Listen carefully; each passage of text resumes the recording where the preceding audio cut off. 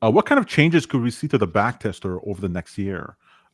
Stop loss, take profit. This is to the paper trading account for TradersPost. Stop loss, take profit, real time prices, options trading. Yeah. Thought a lot about whether or not or it's rather when we're going to spend the time making our paper broker fully featured. I personally want to do it. It's just been difficult to kind of make it a priority. But yeah, I think we would. I think one thing that we're missing is we don't have a futures data provider. We have options, stocks, and crypto. We have live data for those asset classes. But futures on the TradersPost paper broker does not have any market data. So you'll actually get $0 quotes back. So you would need to connect a broker like TradeStation and make that the market data source for the TradersPost paper broker. But I don't know. What do you think, Mike? Where does it land in the priority for you? Honestly, I personally think that the brokers have done a little bit more of a comprehensive job building simulated environments for paper accounts than we have with our paper simulator. I would like to encourage people to defer to brokers like TradeStation and Trade that are really investing heavily in their simulated environments, more so than we are, to give you a more at least a closer to accurate back test when you're testing your trades through our platform.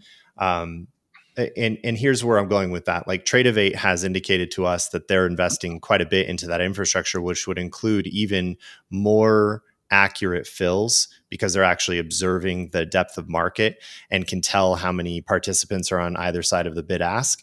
And they would fill your order based on size and try to simulate how much market reflexivity would be involved in that order execution. So given that they are going to that length, and that's not something that we currently monitor, I think there's a lot of advantages to using some of the brokers' paper accounts rather than our own. That said, if we decide to move forward with enhancing our environment, we just have to pay for futures data as a company. It's fairly expensive for us to do. I think we would need to figure out how to bake that into the cost of the TradersPost subscription in order to provide a little more of a comprehensive trading or paper environment for customers. The way I've always looked at it too is that the TradersPost paper broker is great for just like quickly doing a test and getting started. But if you're going to go forward with a real strategy, it would be my preference to use the paper broker from the broker that I plan on using live, because you want the functionality that's available in paper and live to be equivalent. Right. So you don't run into a scenario where like, well, I have this feature in paper, but not in live, or the reverse. So that would be my personal advice. Yeah, aside from the market data, I think what they're asking for is, could we simulate options fills, and could we simulate different types of bracket orders and take profits and stop losses? I understand the need for that because there are many brokers that don't really provide that kind of simulation. Tasty Trade doesn't even have a paper environment, so there's really no way to simulate options trades. So I think it is definitely something we'll have to give some thought to on how we can support additional features that simulate in environments where the broker doesn't provide that. One caveat to that is that there's an additional step that's taken when TradersPost is managing your trade. We take your order instructions and then turn that around and turn it into a broker API with your broker. So there is some delay there that should be accounted for in your simulation, because that can lead to an obvious market slippage with your fill.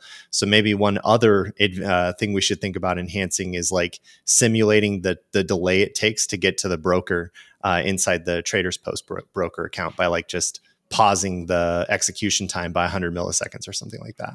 Right. Yeah, that makes sense. The situation I found myself in was using Binance, since there's no paper trading account on Binance.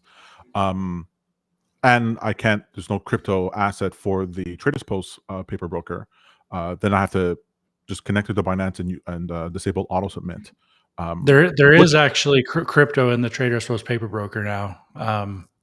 Was it not working for you, or did you run into an issue? No, it wasn't working. It was telling me that crypto was not an asset that was supported.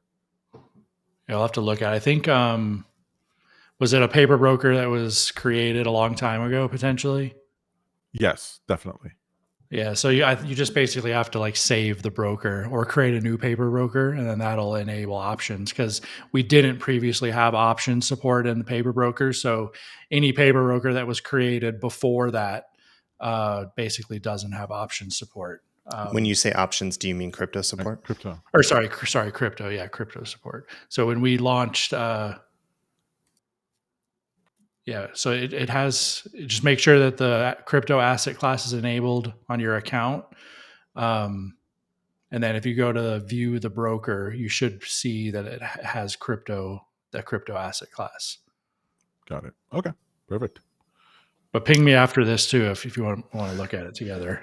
Problem solved.